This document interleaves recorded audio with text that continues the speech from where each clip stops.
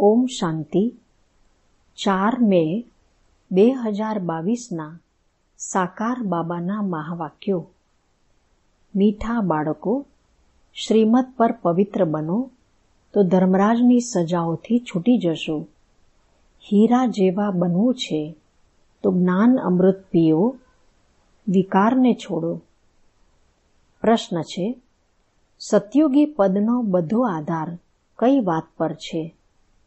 ઉત્તર છે, પવિત્રતા પર. તમારે યાદમાં રહી પવિત્ર જરૂર બનવાનું છે. પવિત્ર બનવાથી જ સદગતિ થશે. જે પવિત્ર નથી બનતા તે સજા ખાઈને પોતાના ધર્મમાં ચાલ્યા જાય છે.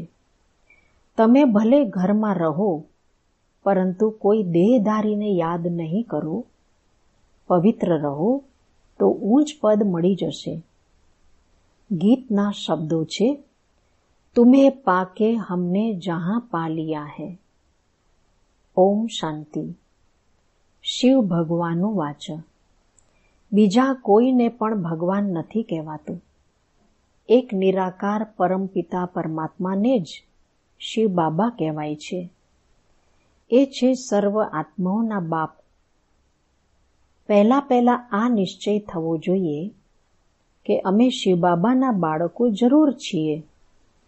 દુઃખના સમયે કહે છે, પરમાત્મા મદદ કરો, રહેમ કરો.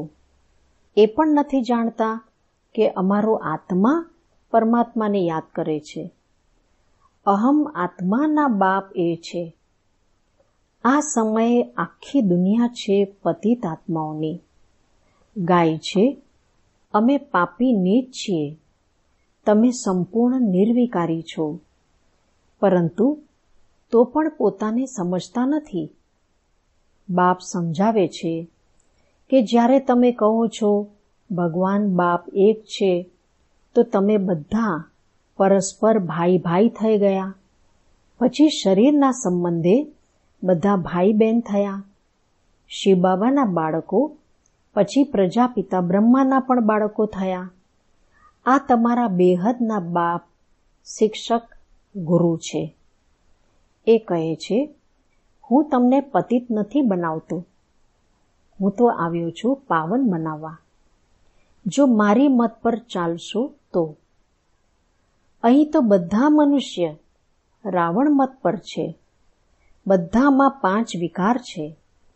બાપ કહે છે, બાળકો હવે નિર્વિકારી બનો, શ્રીમત પર ચાલો. પરંતુ વિકારોને છોડતા જ નથી તો સ્વર્ગના માલિક બનતા નથી.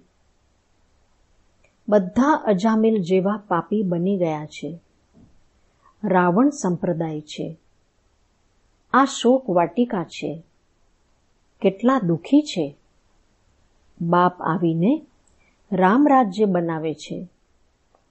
તો આપ બાળકો જાણો છો કે આ સાચું યુદ્ધનું મેદાન છે. ગીતામાં ભગવાન કહે છે, કામ મહાશત્રુ છે, એના પર જીત મેળવો. તે તો મેળવતા નથી. હમણાં બાપ બેસી સમજાવે છે. તમારો આત્મા આ કર્મેન્દ્રિયો દ્વારા સાંભળે છે, પછી સંભળાવે છે. કર્મ આત્મા કરે છે. આપણે આત્મા છીએ. શરીર ધારણ કરી પાઠ ભજવીએ છીએ.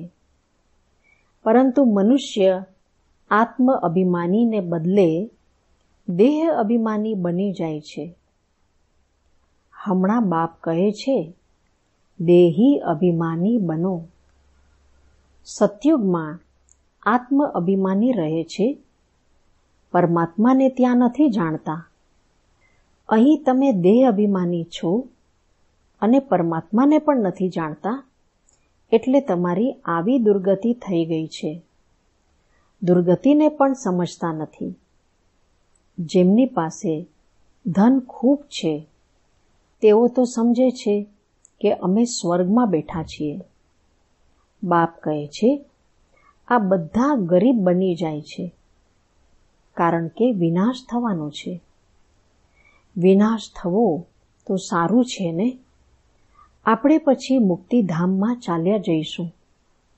એમાં તો ખુશ થવું જોઈએ. તમે મરવા માટે તૈયારી કરી રહ્યા છો. મનુષ્ય તો મરવાથી ડરે છે. બાપ તમને વૈકુંઠ લઈ જવા માટે લાયક બનાવી રહ્યા છે. પતિત તો પતિત દુનિયામાં જ જન્મ લેતા રહે છે. સ્વર્ગવાસી કોઈ પણ નથી થતા. મૂળ વાત બાપ કહે છે, પવિત્ર બનો. પવિત્ર બન્યા વગર પવિત્ર દુનિયામાં ચાલી નહીં શકો. પવિત્રતા પર જ અબડાઓને માર પડે છે. વિકારને અમૃત સમજે છે. બાપ કહે છે, જ્ઞાન અમૃતથી તમને હીરા જેવા બનાવું છું. પછી તમે વિષ ખાઈને કોડી જેવા કેમ બનો છો? અડધો કલ્પ તમે વિષ ખાધું. હવે મારી આજ્ઞા માનો, નહીં તો ધર્મરાજના દંડા ખાવા પડશે. લૌકિક બાપ પણ કહે છે, બાળકો, એવું કામ ન કરો જે કુળનું નામ બદનામ થાય. બેહદના બાપ કહે છે, શ્રીમત પર ચાલો, પવિત્ર બનો. જો કામ ચિતા પર બેઠા તો તમારું મોઢું કાળું તો છે જ, હજી વધારે કાળું થઈ જશે. હમણાં તમને બાપ જ્ઞાન ચિતા પર બેસાડી ગોરા બનાવે છે. કામ ચિતા પર બેસવાથી સ્વર્ગનું મોઢું પણ નહીં જોઈ શકશો. એટલે બાપ કહે છે, હવે શ્રીમત પર ચાલો. બાપ તો બાળકો સાથે જ વાત કરશે ને? બાળકો જ જાણે છે. બાપ અમને સ્વર્ગનો વારસો આપવા આવ્યા છે. કળિયુગ હમણાં પૂરો થવાનો છે. જે બાપની શ્રીમત પર ચાલશે એમની જ સદગતિ થશે. પવિત્ર નહીં બનશે તો સજા ખાઈને પોતાના ધર્મમાં ચાલ્યા જશે. ભારતવાસી જ સ્વર્ગવાસી હતા, હમણાં પતિત બની ગયા છે. સ્વર્ગની ખબર જ નથી. તો બાપ કહે છે, તમે મારી શ્રીમત પર ન ચાલી બીજાની મત પર ચાલી વિકારમાં ગયા તો મર્યા. પછી ભલે અંતમાં સ્વર્ગમાં તો આવશો, પરંતુ પદ ખૂબ હલકું મેળવશો. હમણાં જે સાવકાર છે તેઓ ગરીબ બની જાય છે. જે અહીંયા ગરીબ છે તેઓ સાવકાર બનશે. બાપ ગરીબ નિવાજ છે. બધો આધાર પવિત્રતા પર છે. બાપ સાથે યોગ લગાવવાથી તમે પાવન બનશો. બાપ બાળકોને સમજાવે છે કે હું તમને રાજયોગ શીખવાડું છું. હું ઘર બહાર નથી છોડાવતો. ભલે ઘરમાં રહો, પરંતુ વિકારમાં નહીં જાઓ. બીજા કોઈ પણ દેહધારીને યાદ નહીં કરો. આ સમયે બધા પતિત છે. સતયુગમાં પાવન દેવતા હતા. આ સમયે તેઓ પણ પતિત બની ગયા છે. પુનર્જન્મ લેતા લેતા હમણાં અંતિમ જન્મ થઈ ગયો છે. તમે બધા પાર્વતીઓ છો. તમને હમણાં અમરનાથ બાપ અમર કથા સંભળાવી રહ્યા છે, અમરપુરીના માલિક બનાવવા. તો હવે અમરનાથ બાપને યાદ કરો. યાદથી જ તમારા વિકર્મ વિનાશ થશે. બાકી શિવ શંકર કે પાર્વતી કોઈ પહાડો પર નથી બેઠા. આ બધા ભક્તિ માર્ગના ધક્કા છે. અડધો કલ્પ ખૂબ જ ધક્કા ખાધા છે. હવે બાબા કહે છે, હું તમને સ્વર્ગમાં લઈ જઈશ. સતયુગમાં સુખ જ સુખ છે. નથી ધક્કા ખાતા, નથી પડતા. મુખ્ય વાત જ છે પવિત્ર રહેવાની. અહીં જ્યારે બહુ જ અત્યાચાર કરે છે તો પાપનો ઘડો ભરાઈ જાય છે અને વિનાશ થાય છે. હવે એક જન્મ પવિત્ર બનો તો પવિત્ર દુનિયાના માલિક બની જશો. હવે જે શ્રીમત પર ચાલે, જો કલ્પ પહેલા શ્રીમત પર નથી ચાલ્યા તો હમણાં પણ નહીં ચાલે અને નહીં પદ મેળવે. એક બાપના તમે બાળકો છો. તમે તો પરસ્પર ભાઈ બહેન થઈ ગયા, પરંતુ બાપના બનીને જો પડ્યા તો વધારે જ રસાતળમાં ચાલ્યા જશો, વધારે જ પાપ આત્મા બની જશો. આ છે ઈશ્વરીય ગવર્મેન્ટ. જો મારી મત પર પવિત્ર ન બન્યા તો ધર્મરાજ દ્વારા ખૂબ જ કઠોર સજા ખાવી પડશે. જન્મ જન્માંતરના જે પાપ કર્યા છે એ બધાની સજા ખાઈને હિસાબ કિતાબ ચૂકતું કરવા પડશે. કાં તો યોગ બળથી વિકર્મોને ભસ્મ કરવા પડશે અથવા તો ખૂબ જ કડી સજા ખાવી પડશે. કેટલા અનેક બ્રહ્માકુમાર અને કુમારીઓ છે, બધા પવિત્ર રહે છે, ભારતને સ્વર્ગ બનાવે છે. તમે છો શિવ શક્તિ, પાંડવ સેના, ગોપ ગોપીઓ. આમાં બંને આવી જાય છે. ભગવાન તમને ભણાવે છે. લક્ષ્મી નારાયણને ભગવતી ભગવાન કહે છે. એમને જરૂર ભગવાને જ વારસો આપ્યો હશે. ભગવાન જ આવીને તમને દેવતા બનાવે છે. સતયુગમાં યથા રાજા રાણી તથા પ્રજા હોય છે. બધા શ્રેષ્ઠાચારી હતા. હમણાં રાવણ રાજ્ય છે. જો રામ રાજ્યમાં જવું છે તો પવિત્ર બનો અને રામની મત પર ચાલો. રાવણની મતથી તો તમારી દુર્ગતિ થાય છે. ગવાયેલું પણ છે, કિનકી દબી રહેગી ધૂલ में, કિનકી રાજા ખાય.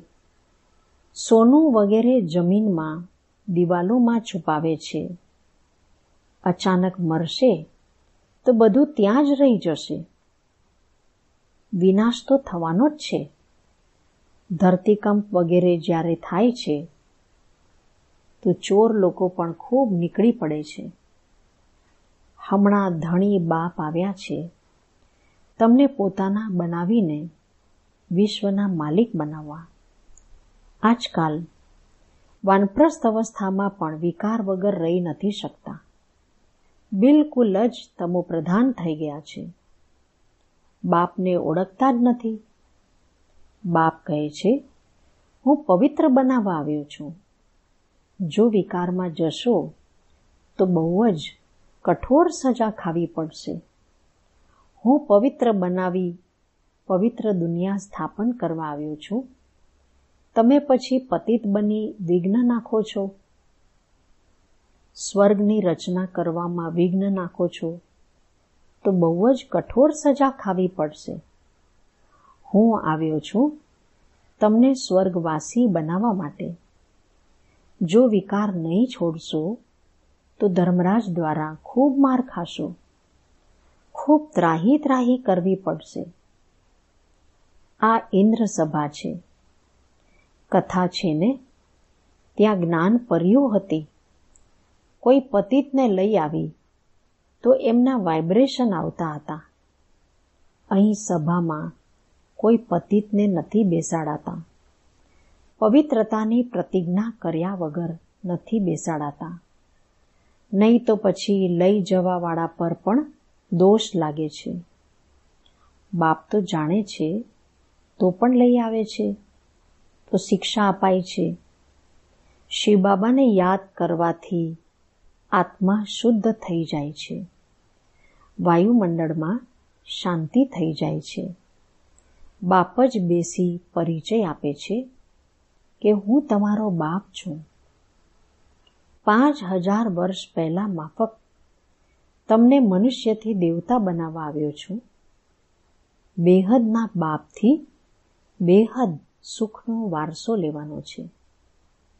અચ્છા, મીઠા મીઠા શીખી લીધા બાળકો પ્રત્યે માત પિતા બાપ દાદાના યાદ પ્યાર અને ગુડ મોર્નિંગ રૂહાની બાપના રૂહાની બાળકોને નમસ્તે, રૂહાની બાળકોના રૂહાની બાપને નમસ્તે.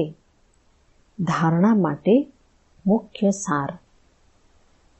પહેલું છે, યોગ બળ દ્વારા વિકર્મોના બધા હિસાબ કિતાબ ચૂકતો કરી આત્માને શુદ્ધ અને વાયુમંડળને શાંત બનાવવાનું છે. બીજું છે, બાપની શ્રીમત પર સંપૂર્ણ પાવન બનવાની પ્રતિજ્ઞા કરવાની છે. વિકારોના વશ થઈને સ્વર્ગની રચનામાં વિઘ્નરૂપ નથી બનવાનું. વરદાન છે, મન બુદ્ધિની સ્વચ્છતા દ્વારા યથાર્થ નિર્ણય કરવાવાળા સફળતા સંપન્ન ભવ. કોઈ પણ કાર્યમાં સફળતા ત્યારે પ્રાપ્ત થાય છે જ્યારે સમય પર બુદ્ધિ યથાર્થ નિર્ણય લે છે. પરંતુ નિર્ણય શક્તિ કામ ત્યારે કરે છે જ્યારે મન બુદ્ધિ સ્વચ્છ હોય, કોઈ પણ કચરો ન હોય. એટલે યોગ અગ્નિ દ્વારા કચરાને ખતમ કરી બુદ્ધિને સ્વચ્છ બનાવવું. કોઈ પણ પ્રકારની કમજોરી એ ગંદકી છે. થોડો એવો વ્યર્થ સંકલ્પ પણ કચરો છે. જ્યારે આ કચરો સમાપ્ત થાય ત્યારે બેફિકર રહેશો અને સ્વચ્છ બુદ્ધિ થવાથી દરેક કાર્યમાં સફળતા પ્રાપ્ત થશે. સ્લોગન છે, સદા શ્રેષ્ઠ અને શુદ્ધ સંકલ્પ સ્મૃતિમાં રહે તો વ્યર્થ સ્વતઃ વિસ્મૃત થઈ જશે. માતેશ્વરીજીના મધુર મહાવાક્ય. આ કળિયુગી સંસારને અસાર સંસાર કેમ કહેવાય છે? કારણ કે આ દુનિયામાં કોઈ સાર નથી. એટલે કોઈ પણ વસ્તુમાં તે તાકાત અથવા સુખ શાંતિ પવિત્રતા નથી. આ સૃષ્ટિ પર કોઈ એક સમયે સુખ શાંતિ પવિત્રતા હતી. હમણાં તે નથી. કારણ કે હમણાં દરેકમાં 5 ભૂતોની પ્રવેશતા છે. એટલે જ આ સૃષ્ટિને ભયનો સાગર અથવા કર્મ બંધનનો સાગર કહે છે. આમાં દરેક દુઃખી થઈ પરમાત્માને પોકારી રહ્યા છે, પરમાત્મા અમને ભવ સાગરથી પાર કરો. એનાથી સિદ્ધ થાય છે કે જરૂર કોઈ અભય અર્થાત નિર્ભયતાનો પણ સંસાર છે જેમાં જવા ઈચ્છે છે. એટલે આ સંસારને પાપનો સાગર કહે છે, જેને પાર કરી પુણ્ય આત્માવાળી દુનિયામાં જવા ઈચ્છે છે. તો દુનિયાઓ 2 છે. એક સતયુગી સારવાળી દુનિયા, બીજી છે કળિયુગી અસાર દુનિયા. બંને દુનિયા આ સૃષ્ટિ પર જ હોય છે. મનુષ્ય કહે છે, હે પ્રભુ, અમને આ ભવ સાગરથી પેલે પાર લઈ જાઓ. તો પેલે પારનો અર્થ શું છે? લોકો સમજે છે કે પેલે પારનો અર્થ છે જન્મ મરણના ચક્રમાં ન આવવું, અર્થાત મુક્ત થઈ જવું. હવે આ તો થયું મનુષ્યોનું કહેવું. પરંતુ પરમાત્મા કહે છે, બાળકો, ખરેખર જ્યાં સુખ શાંતિ છે, દુઃખ અશાંતિથી દૂર છે, એ દુનિયામાં હું તમને લઈ જાઉં છું. જ્યારે તમે સુખ ઈચ્છો છો તો જરૂર તે એ જીવનમાં હોવું જોઈએ. હવે તે તો સતયુગી વૈકુંઠના દેવતાઓની દુનિયા હતી, જ્યાં સર્વદા સુખી જીવન હતું. એ દેવતાઓ અમર કહેવાતા હતા. હવે અમરનો પણ કોઈ અર્થ નથી. એવું તો નથી દેવતાઓનું આયુષ્ય એટલું મોટું હતું જે ક્યારે મરતા નહોતા. હવે આ કહેવું એમનું ખોટું છે, કારણ કે એવું છે નહીં. એમનું આયુષ્ય કોઈ સતયુગ ત્રેતા સુધી નથી ચાલતું, પરંતુ દેવી દેવતાઓના જન્મ સતયુગ ત્રેતામાં ઘણા થયા છે. 21 જન્મ તો એમણે સારું રાજ્ય ચલાવ્યું છે, અને પછી 63 જન્મ દ્વાપરથી કળિયુગના અંત સુધી. ટોટલ એમના જન્મ ચડતી કળાવાળા 21 થયા અને ઉતરતી કળાવાળા 63 થયા. ટોટલ મનુષ્ય 84 જન્મ લે છે. બાકી આ જે મનુષ્ય સમજે છે કે મનુષ્ય 84 લાખ યોનિઓ ભોગવે છે, એ કહેવું ભૂલ છે. જો મનુષ્ય પોતાની યોનિમાં સુખ દુઃખ બંનેનો પાર્ટ ભોગવી શકે છે, તો પછી જાનવર યોનિમાં ભોગવવાની જરૂરત શું છે? બાકી ટોટલ સૃષ્ટિ પર જાનવર, પશુ, પક્ષી વગેરે 84 લાખ યોનિઓ હોઈ શકે છે, કારણ કે અનેક જાતની પેદાશ છે. પરંતુ મનુષ્ય યોનિમાં જ પોતાનું પાપ પુણ્ય ભોગવી રહ્યા છે, અને જાનવર પોતાની યોનિઓમાં ભોગવી રહ્યા છે. ન મનુષ્ય જાનવરની યોનિ લે છે, અને ન જાનવર મનુષ્ય યોનિમાં આવે છે. મનુષ્યને પોતાની યોનિમાં જ ભોગના ભોગવવી પડે છે. એટલે એને મનુષ્ય જીવનમાં જ સુખ દુઃખની અનુભૂતિ થાય છે. એવી રીતે જ જાનવરે પણ પોતાની યોનિમાં સુખ દુઃખ ભોગવવાનું છે, પરંતુ એમનામાં એ બુદ્ધિ નથી કે આ ભોગના કયા કર્મથી થઈ છે. એમની ભોગનાને પણ મનુષ્ય અનુભવે છે, કારણ કે મનુષ્ય છે બુદ્ધિવાન. બાકી એવું નથી કે મનુષ્ય કોઈ 84 લાખ યોનિઓ ભોગવે છે. આ તો મનુષ્યોને ડરાવવા માટે કહી દે છે કે જો ખોટા કામ કરશો તો પશુ યોનિમાં જન્મ મળશે.